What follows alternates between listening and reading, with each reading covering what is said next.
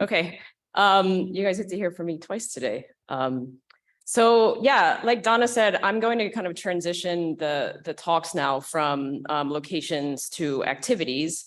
And so what I want to talk about today is some of the conversations and that we've been having within SZ4D of what we envision the field geoscience component is going to look like. And I'm going to not have a lot of answers, but I'll have a lot of questions that I'll put forward and ideas of things that we can work on as a community to make sure that field geoscience is efficient and well represented and comprehensive in SZ4D.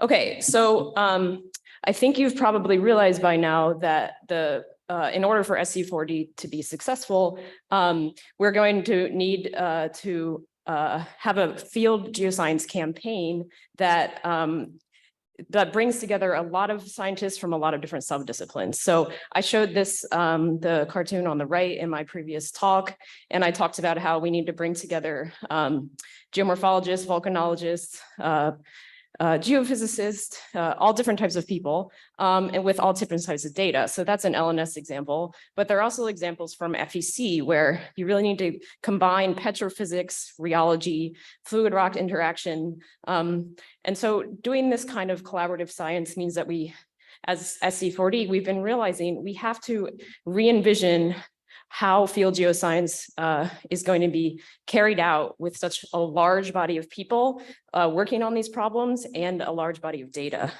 And so one of the things that we've realized in our conversations is that geoscience data are really critical to answer almost all of the SZ4D questions. And that's because the geology actually records mechanical, physical, and chemical processes that you can't really get any other way.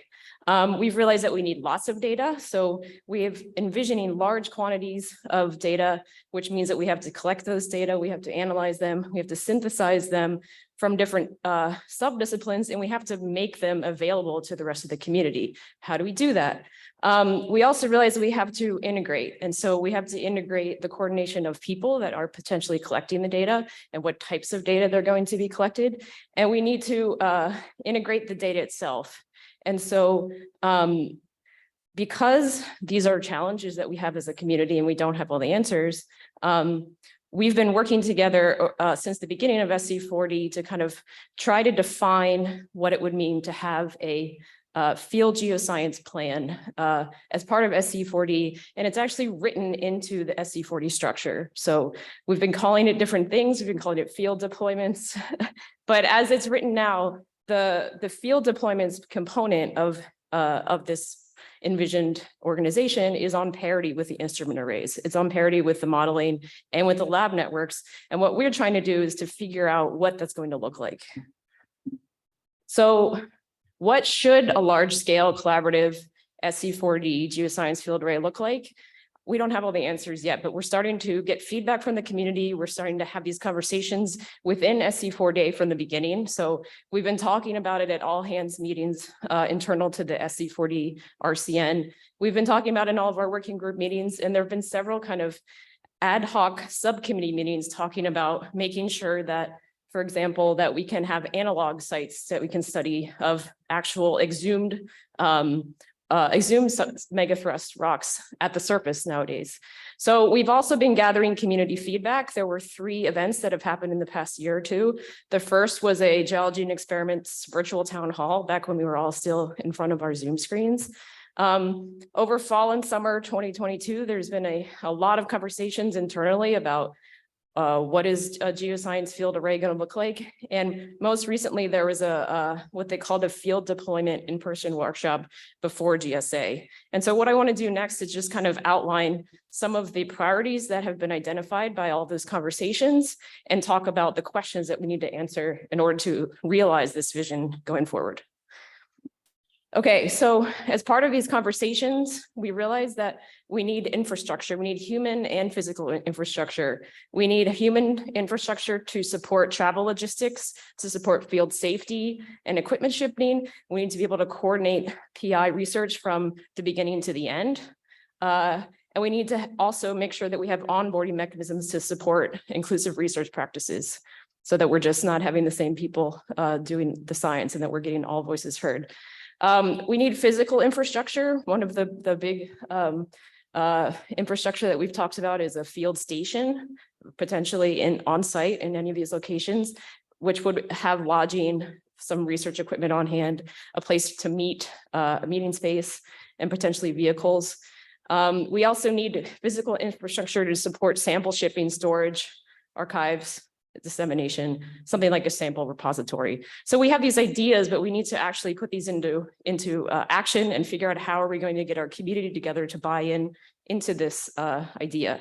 So we really feel that the field geosciences as a discipline could really benefit from this kind of coordinated, centralized human and physical infrastructure so that we can collect and properly integrate all of the awesome geologic data that's going to come out of answering these SZ4D questions. So now I'm going to kind of transition in some ideas that have been put forward that, again, we don't have all the answers, but these are some ideas that we're starting to work with.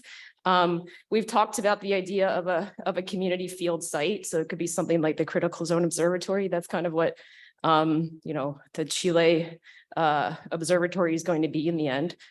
Community data collection expositions. So some people have envisioned it as kind of like an IODP on land. So get 50 scientists, put them all in one place, 50 of all different types of scientists, and have them work on a problem together integratively. We've talked about SZ4D PI matching and having kind of proposal writing workshops. That's, maybe you need a volcanologist to work on your project or something. So there could be a pool of other PIs that you could collaborate with, and you could find good matches that way. And I know that the BCG group is working a lot on kind of matchmaking and PI matching. We've talked about coordinated data synthesis efforts through workshops such as CITER, conferences, field schools, field trips. We feel that all of these types of things are going to be important for us to have this kind of field geoscience integrative research component to SZ4D. So we've been calling it so many different things. Today we're calling it GeoArray. Last night I think Emily called it foggy or something, field geoscience infrastructure. So we are working on kind of envisioning exactly what the field infrastructure part of SZ4D is going to be like. And so I'll leave with a few questions about what I think are the kind of pressing outstanding issues for this program that we're going to be working on in the next couple of years.